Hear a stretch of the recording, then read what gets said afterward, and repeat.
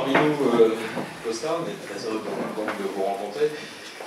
J'allais dire, le prétexte de votre venue aujourd'hui, c'est la sortie d'un coffret de 9 films, pour 9 premiers films, que Arte a eu la bonne idée d'éditer, de réunir, et que vous avez eu la bonne idée, dont vous avez eu la bonne idée de superviser ce qu'on appelle la remasterisation. Ça consiste en quoi, Thierry, ça, au juste, la remasterisation des films? Eh bien, ça consiste de prendre chaque film, et de voir presque à image par image, et de rectifier les défauts que le temps ont imprimés sur la émulsion ou sur la pellicule. Voilà.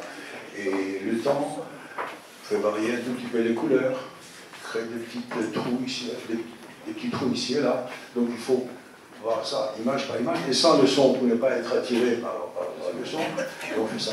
Voilà, et ça passe, ça fait passer beaucoup de temps. Mais j'insistais aussi au fait, parce qu'on retrouve les couleurs exactes de l'époque des films, parce qu'aujourd'hui, on a tendance à améliorer, à mettre des couleurs rouges, à rendre les couleurs plus sympathiques. Monsieur. J'ai cité beaucoup à ce que les couleurs soient vraiment les couleurs d'origine. Donc pour vous, ça a été un film important quand même. Ça a pris un peu plus de 3 mois. Ah ouais, c'est important. Donc Arte réédite, enfin, ce coffret réédite les 9 premiers films de Costa au moment où il est arrivé en France. D'ailleurs, quel parcours? D'ailleurs, on va se réintéresser à votre parcours, si vous voulez bien. Parce qu'il est étonnant, ce parcours-là. Pour la plupart des gens qui sont ici, je suis à peu près sûr que vous faites partie de la famille cinématographique.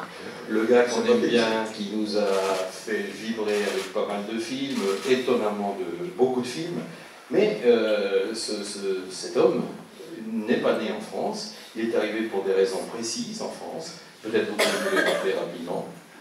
Je suis arrivé en France, j'avais à peu près 19-20 ans. Je suis parti, je dirais même plutôt que j'ai fui la Grèce, parce qu'à l'époque le pays était très difficile, surtout très difficile pour les familles de ma condition. Mon père avait fait la résistance avec la gauche, où il y avait les communistes et les anti-royalistes. Il y avait deux résistances, la droite et la gauche, et qu'après, ses enfants ne pouvaient pas faire des études. Il fallait avoir un certificat de bonne conduite des parents et des grands-parents pour pouvoir entrer à l'université. Et le seul pays où je pouvais faire des études, parce que je voulais faire des études gratuites, avec des aides pour les étudiants, avec des hébergements, avec des restaurants, c'était la France. Et il y avait aussi la possibilité de travailler. Donc je suis venu en France.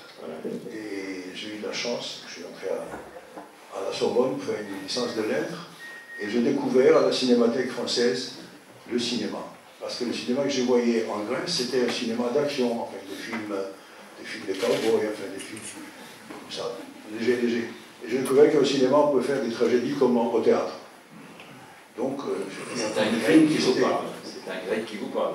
Les tragédies comme au théâtre, ça a une signification assez précise. Non, j'ai vu un premier film, je suis arrivé, j'ai suivi d'autres étudiants qui sortaient de la Sorbonne au cinéma, en fin de journée, ils allaient à la Cinémathèque qui était à côté, à Résume, à côté de la Sorbonne. Et je les ai suivis, et je suis entré dans une salle, petite salle comme ça, avec des fauteuils qui, en boîte, on se levait, il faisait un bruit énorme, et puis un monsieur comme ça, grand, une sorte d'ours, qui s'appelait Langlois, qui est venu parler du film, qu'on allait voir. Et il était furieux parce qu'on ne voyait pas une version totale, on voyait une version coupée par les producteurs. Et la version coupée était des 3 heures. C'était quel film? C'était Creed, enfin le rapace, d'Eric Monstroheim. La vraie version fait 5 heures. Alors j'ai vu ce film, c'était une tragédie. Il n'y avait pas de happy end, 2 personnages qui se disputaient, une histoire d'argent, etc. Tout en tant que film, mais d'une beauté extraordinaire. Voilà. Et je me suis dit, voilà, il y a une autre façon de raconter aussi des histoires, c'est avec des images, avec le cinéma. C'est bien que vous nous parliez de ça, parce que moi je vais vous dire, ça c'est la France qu'on aime, la France que des Français, en tout cas Français comme moi, aiment. Cette France qu'on aime, c'est un jeune grec dont la famille n'est pas très en cours là-bas en Grèce avec l'origine politique, qui choisit la France parce qu'il sait qu'il peut faire ses études gratuites ici, il sait qu'il peut acquérir un savoir ici, c'est gratuit.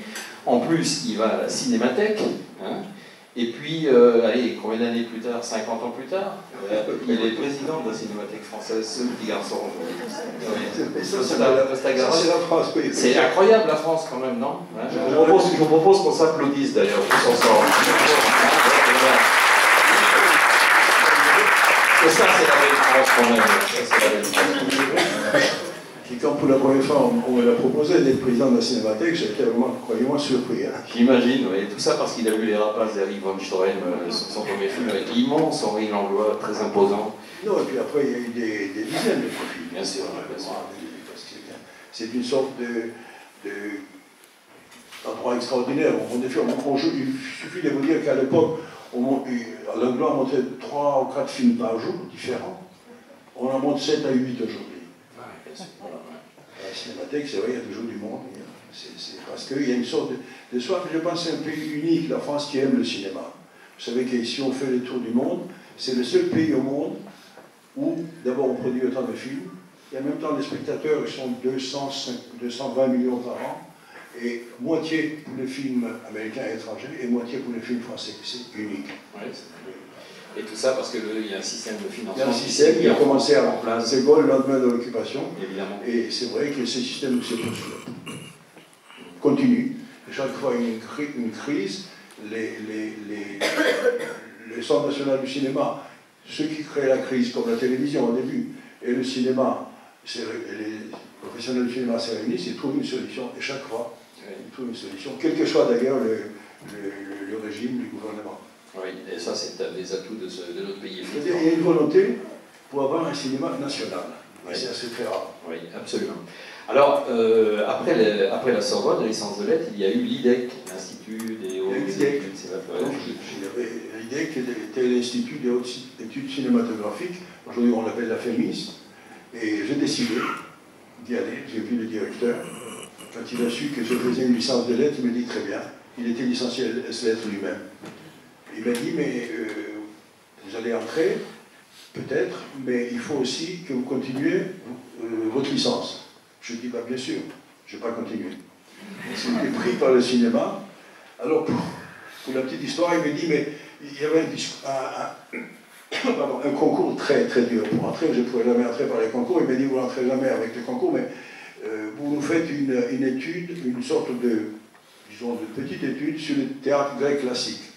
J'ai découvert qu'en Grèce, on n'enseignait pas le théâtre classique grec. Je connaissais pratiquement rien. Il a fallu que je lise en 10 jours tout sur le théâtre, et notamment beaucoup de pièces. Et faire ce travail qui m'a permis d'entrer à l'IDEC. Alors, aujourd'hui encore, quand je mélange un tout petit peu les pièces et les auteurs des Grecs, parce que c'était trop rapide d'assimiler tout ça en très peu de temps. Voilà, enfin, c'était quand même une expérience. Bon, enfin, vous n'avez pas eu le concours, mais vous avez fait du cinéma. J'ai pu faire du cinéma à 100 ans, et j'ai eu la chance de pouvoir travailler avec des grands metteurs en scène français, comme assistant, d'abord comme deuxième assistant, après comme premier, comme René Clair, comme René Clément, comme Jacques Demy, comme Henri Verneuil, Marcel Lefutz, enfin quelques autres.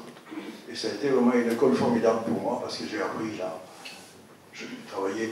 René Clair, par exemple, il commençait à l'époque du muet, et Jacques Demy, avec qui je travaillais aussi, était dans la nouvelle vague. Donc j'ai pu faire tout le parcours. Toutes les écoles du cinéma français, ça a été vraiment une... Là, c'était la vraie école, en fait. Voilà. Et vous êtes mis à faire du cinéma. La plupart des Français vous ont connu au lendemain des événements de mai 68, en 1969 très précisément, avec l'inoubliable Z, bien entendu, qui est pour beaucoup encore votre marque de fabrique, en tout cas votre bâton de maréchal. Il y a eu plein de choses depuis, bien entendu, on en parlera.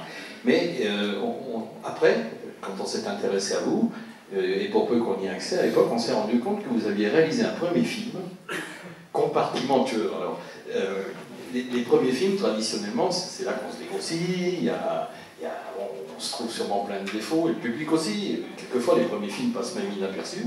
Celui-là n'est pas passé inaperçu, parce que vous avez quand même réuni une belle distribution, quand même. Pour quelqu'un qui faisait son premier film, qui l'avait produit d'ailleurs?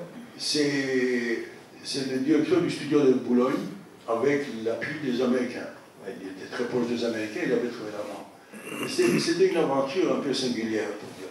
Parce que j'étais entre deux films de René Clément comme assistant, et comme exercice, je suis tombé sur ce livre qui s'appelait Compartimentueux, et je me suis dit, tiens, je fais le scénario. J'ai fait un scénario sans avoir ni les droits, ni connaître même l'auteur, qui était Sébastien Japrison. Et je l'ai donné à une secrétaire que je connaissais au studio, parce que j'écris à la main, de le mettre de taper à la machine. Et une semaine après, je reçois un télégramme du directeur de studio qui était en voyage à Rome en me disant « Très bonne histoire, je veux vous rencontrer au retour, on peut discuter comment on fait le film. » J'étais stupéfait, j'étais voir la secrétaire qui s'appelait. Et je lui dis « Mais qu'est-ce que vous avez fait là ?» Il me dit « J'ai beaucoup aimé le scénario. » Et j'ai donné alors au Julien, qui c'était le directeur du studio. Je l'ai vu, je lui ai dit « Vous savez, j'ai pas les droits. » Il m'a dit « Mais vous êtes fou, vous faites un scénario sans avoir les droits. » Alors il a téléphoné aux éditeurs chez Gallimard, on lui a dit que les droits étaient libres, et alors il a dit je le bloque pour quelque temps. Il m'a dit qu'est-ce que vous voyez comme acteur? On entrait dans un processus qui m'inquiétait beaucoup parce que je n'étais pas préparé du tout. Mais je ne voulais pas non plus me montrer comme quelqu'un qui ne savait pas ce qu'il voulait. Et je lui ai dit bah voilà, on peut prendre Jacques Perrin pour les jeunes couples, peut-être la fille de Simone Signoret que je connaissais bien parce que j'avais entre-temps connu la famille Signoret et Montand. Que je savais que Catherine voulait faire du cinéma. Et Piccoli, pour faire un rôle, je connaissais bien Michel Piccoli, et puis peut-être un tel. Il me dit très bien, très bien. Il me dit bah, je vais appeler Simone pour lui demander de libérer Catherine. Je dis non, je connais un peu Madame Signoret, je vais lui en parler moi. J'en parle à Signoret, à Simone, et il me dit non, non, Catherine, il faut qu'elle ait son bac. D'abord, mais si tu veux, moi je te fais la vieille actrice. Il appelait la vieille actrice. Simone avait 45 ans à l'époque, vous voyez comment j'étais stupéfait. Du coup, Montand me dit, dis donc, il paraît que tu as écrit un bon scénario, il n'y a pas un rôle pour moi. Je dis, bon, il lit le scénario et prends ce que tu veux, il y a plusieurs rôles. Il a lu, il a choisi un. Il m'a dit, le seul rôle important, c'est celui qui fait l'enquête, le policier. Et il me dit, mais policier, Montand, à l'époque, vous savez, on était le lendemain de la guerre d'Algérie, 65. La police n'avait pas une très bonne image. Et il ne voulait pas. Alors je lui dis, mais si tu les jouais avec l'accent du Midi, Montand avait l'accent du Midi, mais il le combattait parce qu'il ne voulait pas faire le comique, mais il ne voulait pas être Fernandel. Et Simon lui dit, mais, alors je lui dis, mais, alors on peut essayer, et si ça ne marche pas, on peut doubler. Simon lui dit, il a raison, essayez. On a essayé. Et il a fait, et le premier jour du tournage, il m'a dit, c'est très bien avec l'accent, je continue. Et c'est vrai que comme ça, on est devenu encore plus proches qu'on était avant, et on est devenus amis, et puis après, il y avait les autres films, il y avait Z, etc. Voilà.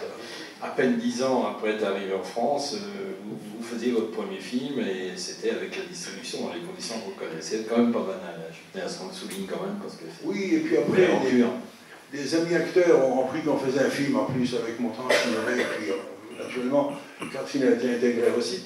Et il disait, alors pour moi, il n'y a pas un rôle. J'avais demandé à Piccoli qui avait dit oui, Trintignant avait dit oui, Perrin avait dit oui, tous. Et puis il y avait tellement de personnages que si vous voyez les films, vous allez voir des gens, des acteurs importants à l'époque qui font de la figuration. Voilà. Il y a Daniel Gélin qui fait un docteur comme ça, il passe. Il y a François Arnould qui est dans une école elle a une poule qui est malade et on fait passer. Il y a des gens comme Bozufi, enfin c'était une expérience formidable, mais en même temps une terreur pour moi, parce que je faisais un film avec tous ces gens qui acceptaient d'être dans le film, et si les films ne marchaient pas, c'était la fin. C'est passé pour un ridicule. Vous voyez. Bien sûr, ça n'a pas marché, heureusement. Ça n'a pas été le cas.